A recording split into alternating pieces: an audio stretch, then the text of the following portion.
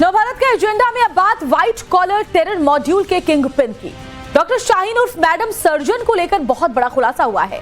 जांच में पता चला है कि लखनऊ की इस लेडी मसूद के पास 3 पासपोर्ट थे। जी हां, कई बार पाकिस्तान जाने की बात भी सामने आई है और अब खबर तो ये भी आ रही है कि एनआईए अब डॉक्टर शाहीन से पूरे टेरर मॉड्यूल की ABCD जानने के लिए कानूनी तौर पर हर तरीके का इस्तेमाल करने जा रही है।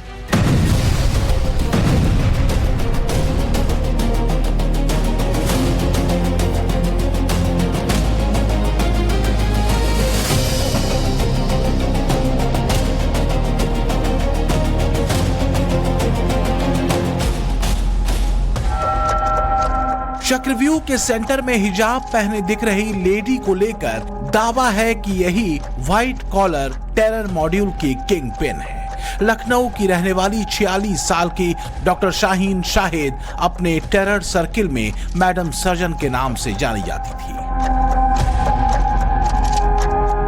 दिल्ली ब्लास्ट मामले की जांच कर रही एजेंसियों को हर रोज नए सुराग मिल रहे हैं। ये बात अब बिल्कुल क्लियर है कि डॉक्टर के व्हाइट गाउन में छिपे इन आतंकियों की साजिश बहुत बड़ी तबाही मचाने की थी। अब डॉक्टर शाहीन को लेकर सबसे बड़ा खुलासा हुआ है। सूत्रों के मुताबिक पाकिस्तान में बैठे आकाओं ने डॉक्टर शाहीन को यूपी में जम्मू कश्मीर की तरह डॉक्टरों का मॉड्यूल तैयार करने की जिम्मेदारी दी थी। वो कानपुर, सहारनपुर, लखनऊ समेत कई जिलों के डॉक्टरों की मदद से अपने इस मिशन में लगी हुई थी। लखनऊ में शाहीन अपने भाई डॉक्टर परवेज और उसके संपर्क में रहने वाले दूसरे डॉक्टरों से भी इसी को लेकर बातचीत करती रहती थी। दिल्ली ब्लास्ट की मास्टरमाइंड डॉक्टर शाहीन शाहिद को लेकर जांच में एक और खुलासा हुआ है। यूपी ATS और केंद्रीय एजेंसियों की पड़ताल में सामने आया है कि शाहीन के पास 3 पासपोर्ट हैं। तीनों अलग अलग पतों पर जारी हुए। इनमें कानपुर और लखनऊ के अलग अलग एड्रेसेस हैं। खास बात यह है कि तीनों पासपोर्ट में अभिभावक का नाम भी अलग अलग रखा गया। दिल्ली ब्लास्ट की कथित तौर पर मास्टरमाइंड कही जाने वाली डॉक्टर शाहीन की जांच कर एजेंसियों ने खुलासा किया है कि उसके पास 3 पासपोर्ट थे। ये तीनों पासपोर्ट अलग अलग पते बने। इतना ही नहीं, इसमें जो अभिभावक का नाम है वो भी अलग अलग था। पहला पासपोर्ट साल 1996 में बना, जो उसके पुश्तैनी घर कंदारा बाजार लाल बाग लखनऊ का है, जहां उसके पिता और भाई आज भी रहते हैं।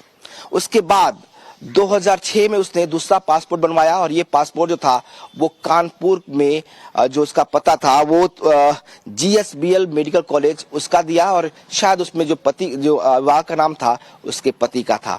इसके अलावा जब ये पासपोर्ट दूसरा पासपोर्ट का जो टाइम था वो खत्म होने से पहले ही उसने रिन्यू कराया और नया पासपोर्ट बनवाया। ये तीसरा पासपोर्ट था जिस पर पता जो था वो लखनऊ का ही ये मकान जो है जिसमें इसका भाई परवेज रहता था, इसका पता दिया। और इतना ही नहीं, अभिभावक के तौर पर भी जो इसमें पता था वो जो नाम था वो अपने भाई परवेज का ही दिया। तो परवेज के इसी पते पर जो उसने अपना तीसरा पासपोर्ट था वो बनवाया था।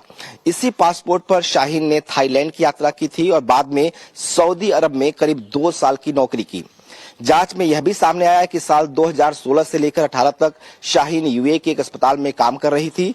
इसी समय के दौरान शायद वो खुफिया एजेंसियों को जो है वो शक है कि वो जैश ए मोहम्मद के संपर्क में आई और इसीलिए इसे सबसे ज्यादा महत्वपूर्ण माना जा रहा है। जांच एजेंसियों को पता चला है कि डॉक्टर शाहीन ने अपने तीसरे पासपोर्ट से थाईलैंड की यात्रा की थी और बाद में सऊदी अरब में करीब 2 साल नौकरी भी की।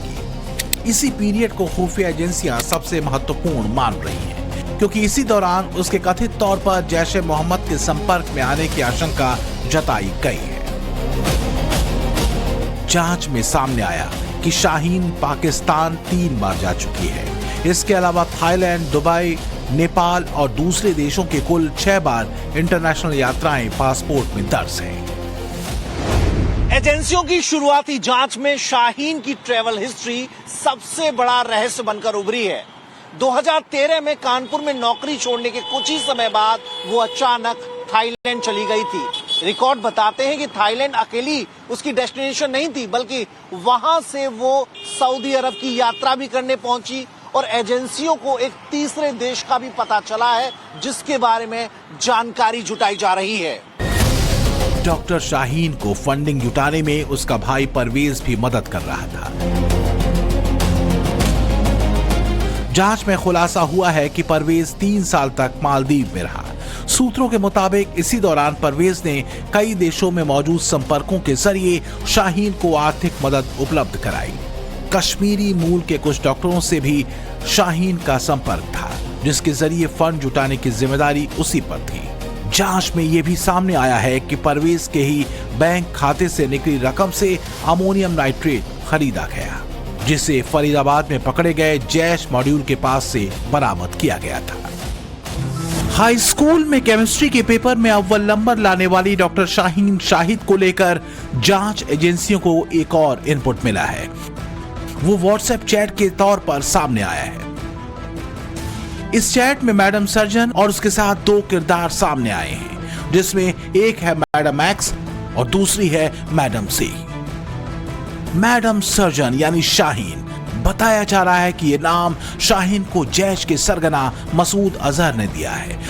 लेकिन सवाल है मैडम एक्स और मैडम जी कौन है?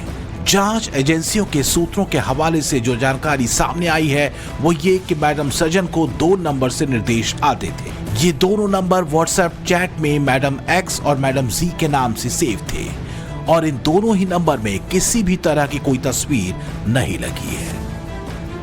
जांच एजेंसियों के सामने अब इस व्हाट्सएप चैट को पूरी तरह से डिकोड करने की चुनौती है, क्योंकि मैडम सर्जन तो एक्सपोज हो गई, लेकिन मैडम सर्जन की ये 2 दोस्त मैडम एक्स और मैडम जी कौन हैं और कहां से ताल्लुक रखती हैं? ये भारत की है या फिर इनका कनेक्शन पड़ोसी देश पाकिस्तान से तो नहीं? दरअसल इसी साल जुलाई में मैडम एक्स की तरफ से डॉक्टर सर्जन यानी शाहीन को एक मैसेज भेजा गया। मैसेज में मैडम एक्स ने अपनी चैट में कहा कि वो जल्द ही मैडम सी को सभी लोगों से मिलवाएगी। जांच एजेंसियों ने इस व्हाट्सएप चैट को आगे डिकोड किया तो एक और मैसेज सामने आया, जिसमें शाहीन यानी मैडम सर्जन ने कहा है कि मैडम एक्स आपने जो मेडिसिन मंगवाई थी वो इस हफ्ते पहुंच जाएगी, जिस पर मैडम एक्स ने जवाब देते हुए लिखा कि ऑपरेशन के लिए दवाई कम नहीं पड़नी चाहिए। व्हाट्सएप चैट पर जिस मेडिसिन का जिक्र हो रहा है, मतलब जाहिर तौर पर धमाकों में इस्तेमाल होने वाला विस्फोटक ही होगा, क्योंकि इन आतंकियों का मिशन ही ब्लास्ट था और ब्लास्ट के लिए सबसे ज्यादा जरूरी है विस्फोटक। फरीदाबाद के 2 ठिकानों से करीब 2900 किलो अमोनियम नाइट्रेट का बरामद होना इसी ओर इशारा कर रहा है। मेडिसिन शब्द का इस्तेमाल विस्फोटक के लिए और ऑपरेशन का इस्तेमाल आतंकी हमले के लिए कोडवर्ड के तौर पर किया गया। ये पूरी तरह साफ हो चुका है। जांच एजेंसियों ने एक और मैसेज डिकोड किया। यह मैसेज मैडम जी की तरफ से मैडम सर्जन को किया गया। मैडम जी लिखती है, मैडम सर्जन आप हमदर्द ऑपरेशन पर ज्यादा ध्यान दीजिए। दरअसल ऑपरेशन हमदर्द महिला आतंकियों की फौज की भर्ती के लिए इस्तेमाल किया गया था। लाल किला धमाके से जुड़े हुए 4 और आरोपियों को आज एनआईए ने दिल्ली की पटियाला हाउस कोर्ट में पेश किया। ये वो 4 आरोपी हैं जिन्हें जम्मू कश्मीर पुलिस ने पहले गिरफ्तार कर लिया था, लेकिन इनकी जांच अब व्हाइट कॉलर टेरर मॉड्यूल से लिंक करके भी हो रही है। और ये 4 आरोपी, जिनमें डॉक्टर मुजम्मिल, डॉक्टर शाहीन शाहिद जो कि गरीब महिलाओं को जैश के संगठन से जोड़ रही थी, इसके अलावा एक मौलवी और इसके अलावा आदिल अहमद नाम का एक चौथा आरोपी जो है वो गिरफ्तार करके दिल्ली लाया गया आज कश्मीर से। उन्हें आज पटियाला हाउस कोर्ट में पेश किया गया, जिसके बाद 10 दिनों की एनआईए कस्टडी में भेज दिया गया। सूत्रों के मुताबिक जैश के संपर्क में और उसके इशारे पर काम कर रही डॉक्टर शाहीन